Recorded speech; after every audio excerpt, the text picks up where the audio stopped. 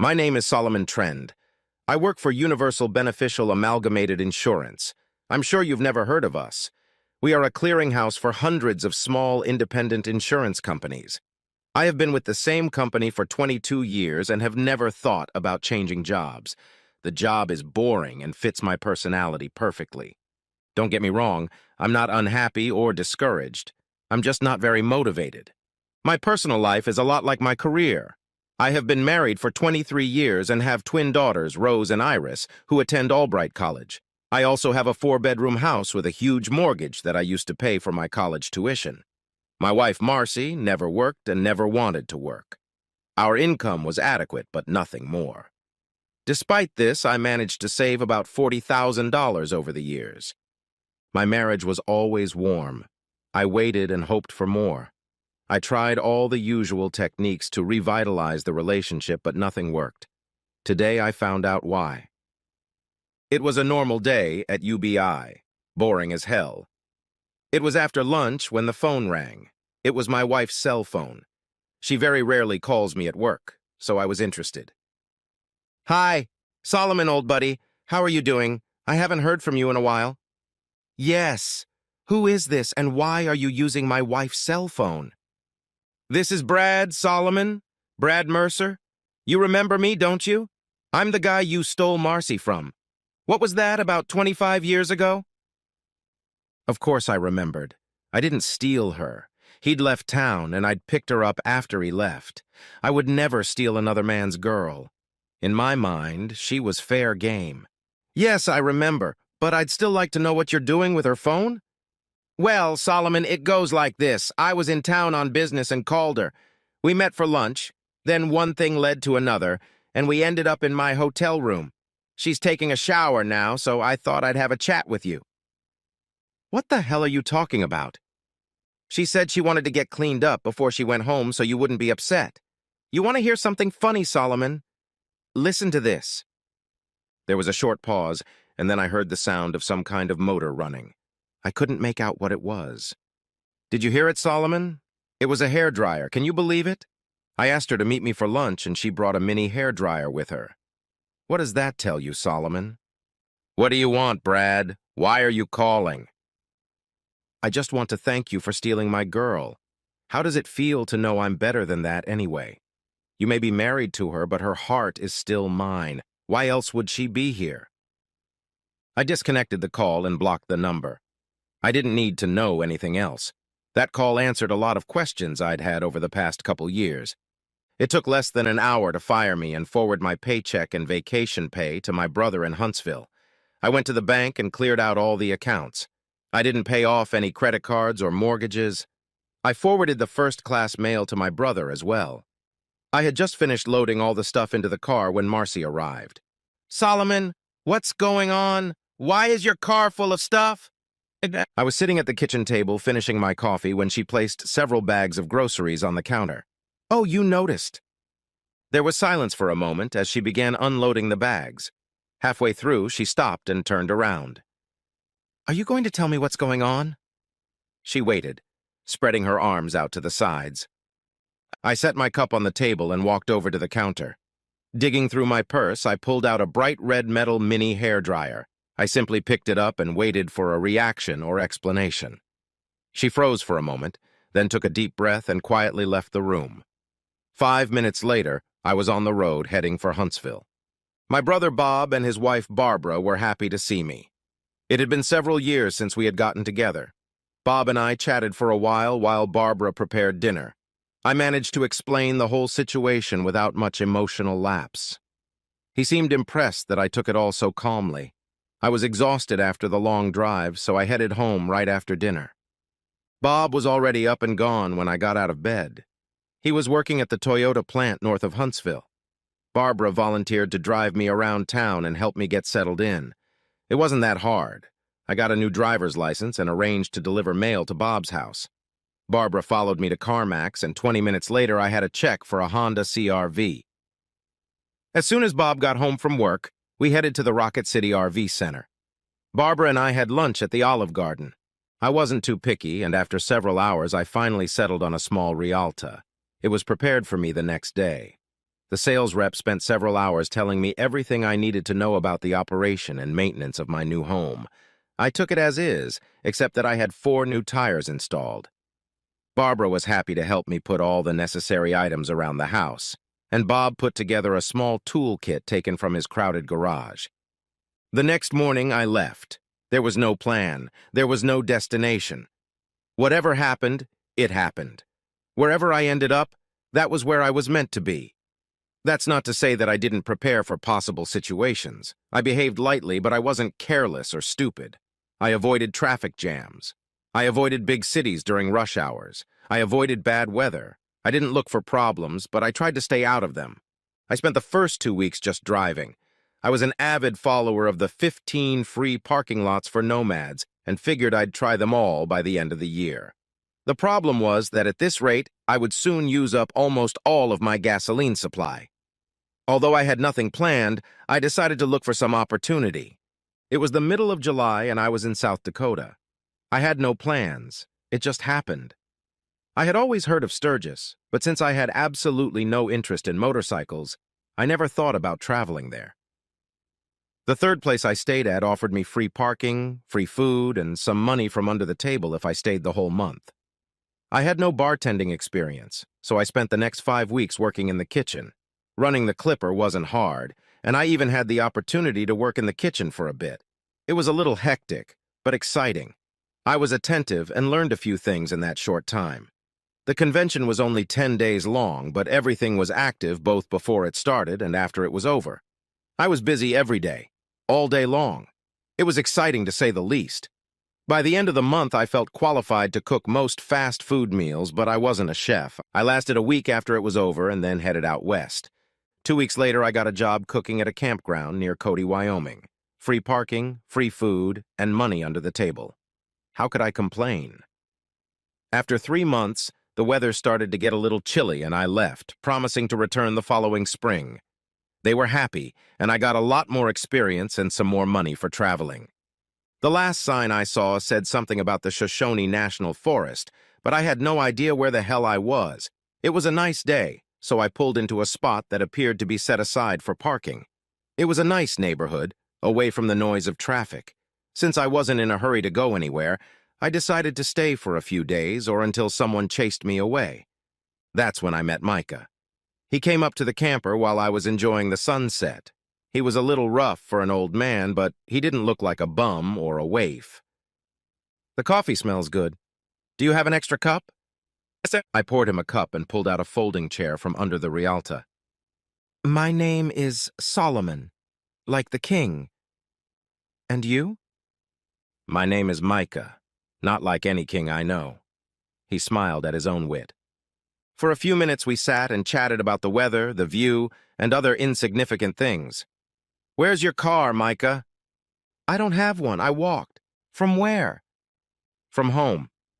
His short answers were beginning to irritate and frustrate. "Is it close?" "No, not really. I've been walking for 2 days." "Are you hungry?" "Yes, I could eat. Have you got anything on hand? I don't want to deprive you of food." One thing led to another, and eventually I fed Micah, and then he spent the night in the van. The next morning, we had a leisurely breakfast and chatted some more. "Micah, does anyone know you're here?" "Oh, yes, my granddaughter Ottilie. She knows where I am." "Isn't she worried?" "Why would she worry? I always come home." I was at a loss. "You know, Solomon, maybe I should go home. I need to change my underwear and put on some new socks." "Hey, a bath and a shave wouldn't hurt either, old man." 30 minutes later, Micah and I were on our way. The only town sign I could see said Lander, but I still didn't know where I was. I should have bought a GPS for the van before I left. Maybe I'll buy one for myself for Christmas. After an endless series of driving directions, we finally ended up in front of a cabin-type house, half stone, half log. Very picturesque, so to speak. She was standing on the porch waiting for us. She seemed to know we were coming, and I realized she did. "Thank you for bringing Saba home. I was afraid I was going to have to pick him up." She was tall, with bronze skin and black hair. I couldn't say anything else because she was dressed in loose jeans and flannel. The term Saba was an interesting one. "Did you know where he was?" "Of course. I always know where he is. I have a tracker sewn into his jacket. The battery lasts a week, but I usually get it back after 3 days or so.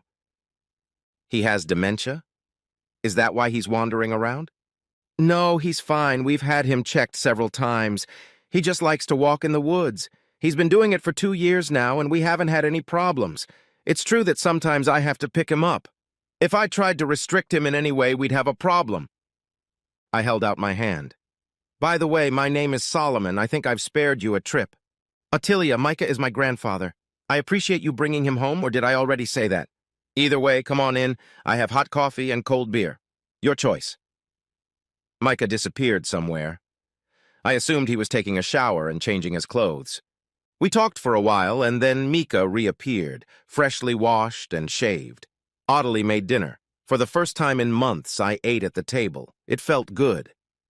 After lunch, Micah disappeared somewhere, and Ottilie gave me a tour of the property. They owned 640 acres of land, but most of it was wooded and mountainous. Not good for ranching or farming. However, it was beautiful here. Ottilie and I liked each other. Before I realized what had happened, I was invited to dinner and promised a hot shower and a regular bed for the night. A month later, I was still there. The winter was harsh, and Micah didn't like the snow. He spent the entire winter carving wood. He loved carving canes with unique patterns and handles. Of course, all the wood he used was from the property. I spent hours walking with him, weather permitting, looking for the items he needed.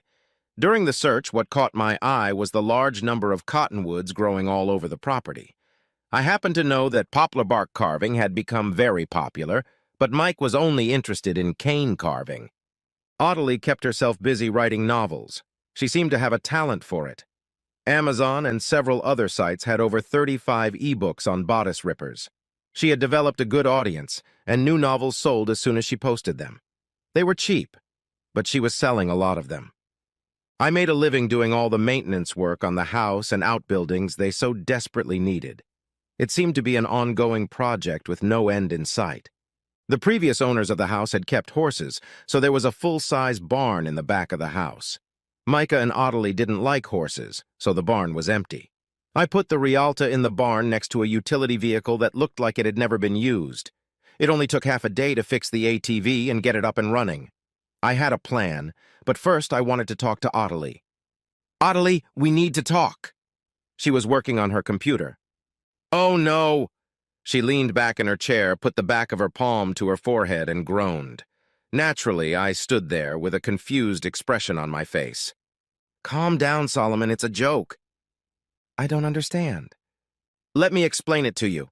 In all romance and erotic novels, when a couple has a problem of a sexual nature, they always have a conversation that starts with these 4 words. Usually one of them is going to tell the other about a dastardly deed he or she has done or is about to do. This great disclosure always leads to a rift between them. One of them is critically wounded, and the other is usually indifferent or vindictive, or something along those lines. It can go many, many ways. Oh, I just wanted to borrow an ATV. Well, that's a big disappointment.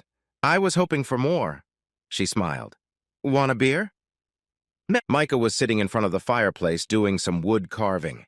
Ottilia had placed a chair with a tarp underneath to collect shavings. In the summer, she made him sit on the porch and do the carving. So, what do you need an ATV for? I spent the next hour explaining my plan to her. I had 3 distributors who were willing to buy all the poplar bark I could provide at wholesale prices. There was more wood on the property than we would ever need. We only harvested bark from dead trees, and there were so many on the property that there would be enough for many, many years. The only problem we encountered was shipping. There was no practical and economical way to ship the bark. Ottilie gave me her blessing to do whatever I wanted. She even agreed to have Micah help me. Micah was glad to have something to occupy his time. The delivery problem was postponed. After the cold weather passed, Micah and I had a few nice warm days to start our little project. We decided to tackle the easily accessible trees first. The biggest problem was that we had to go back to the barn often. The utility cart was not very roomy. Micah gladly took on the role of driver. Fortunately, the shed was large enough to hold everything we could pack. As the barn filled up, we cut down on the collecting. Micah and I slept well. Otelli and I never talked about ourselves or our situations. I didn't want to invade her privacy, and I think she felt the same way. It had been quite some time since I had left home, and I felt I should at least get in touch with my daughters. I didn't have a phone anymore, so I had to borrow Ottilie's phone. "Rosa, it's your father." They shared a dorm room, but I didn't know which one I would get. I recognized her voice. "Daddy, Daddy, is that you? My God, where the hell have you been? We were scared to death. Mom's freaking out. Are you okay?" "I'm fine, honey. Honestly, I'm fine. I just needed to get away for a while. I was afraid I might do something if I stayed. Didn't your mom explain that to you?" "Mom said she came home one day and was putting away groceries when you had a seizure and jumped out of the house. She said she hasn't seen you or heard from you since." "That's it? That's all she said?" "Yes. She sat idle for about 2 months, and then she went and got a job at the Target store to clean the shelves. They pay more for the night shift, and she needed the money. She doesn't pay her house payment and can barely pay her utilities. She said the bank was after her. Dad, what the hell is going on?" "Rose, I could try to get on the straight and narrow and tell you that your mother should tell you herself what happened, but it's a little late for that now. I don't want to be the bad guy, but your mother cheated on me." "Bullshit, I don't believe that. How do you know, and with whom?" "She spent the day having sex with an ex-boyfriend named Brad Mercer. While she was in his room taking a shower, he called me from her phone and bragged about it. When she got home, I kind of bumped into her, and she just walked out of the room. That's when I left." "What do you mean by kind of bumped into her?" "She brought a hairdryer with her when she went to meet him. Why would a woman take a hairdryer with her to meet an old friend? It was intentional, and she knows I know it." "Damn it, Dad. Iris and I are going to visit her this weekend. We're going to work things out. Can I call you back at this number?" "No, it belongs to a friend. I'll block your number after we hang up. I'll call you in a month or so." "Okay, take care of yourself. Bye." I didn't know it, but Ottilie was standing nearby and heard the whole conversation, only from one side, of course. That night, after Mika went to bed, Ottilie and I sat in front of the fireplace drinking wine and making popcorn. Yes, I had firewood duties, too. "I'm sorry about what happened between you and your wife." "You overheard?" "Yes, I couldn't help it. I think I understand, but I don't want to invade your privacy." "That's okay. She cheated and I left. It wasn't a big deal anymore. But now that everything is out in the open, tell me about yourself. Tell me what a beautiful, energetic young Jewish girl hiding out in Wyoming is doing." "Wow, you missed 3 points out of 4. I'm not pretty, I'm not bright, and I'm not hiding. But I am Jewish, if that matters." "You're avoiding answering my question." She sighed. "My husband cheated on me and he was murdered." "Killed himself. What the hell does that mean?" She leaned over and whispered in my ear. "Micah killed that son of a bitch." I'm pretty sure I heard her giggle slightly. Now I knew why they were in Wyoming. Micah was hiding and she was just taking care of him. Nice setup. We still hadn't figured out the best way to send the gaunt tree. Perhaps it would be more accurate to say that we lost interest in trying to figure out a good way to ship the gaunt tree. I haven't made any attempts to sell the wood other than initial contacts with a few distributors. I kind of just forgot about it. However, Micah and I got into the habit of harvesting it. It was a therapeutic activity for both of us. It was a nice day, and we decided that instead of harvesting, we would spend our time clearing a few trails to get to the hard-to-reach trees. By the end of the day, we were both completely exhausted and were surprised to find the barn empty when we returned. Ottilie was smiling as we dragged ourselves onto the porch.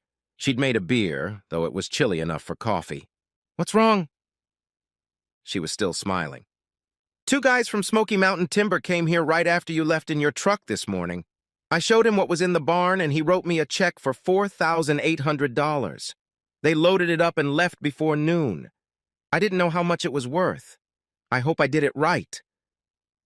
Micah and I clapped at each other.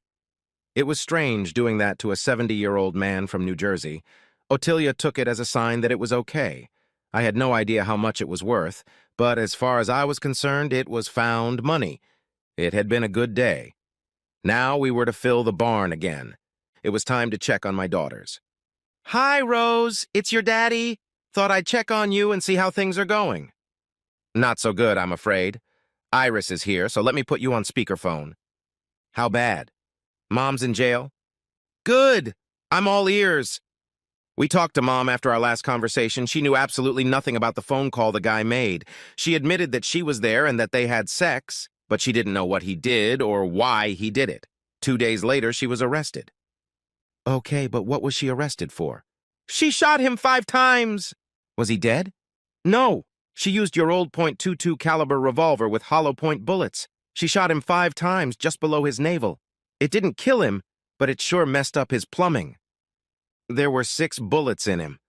Yes. That's what's funny. After she shot him, she called 911, and while she was on the phone, she deliberately shot herself in the leg. That doesn't make sense. We didn't think so either. She told us later that she did it so she'd have something to remember.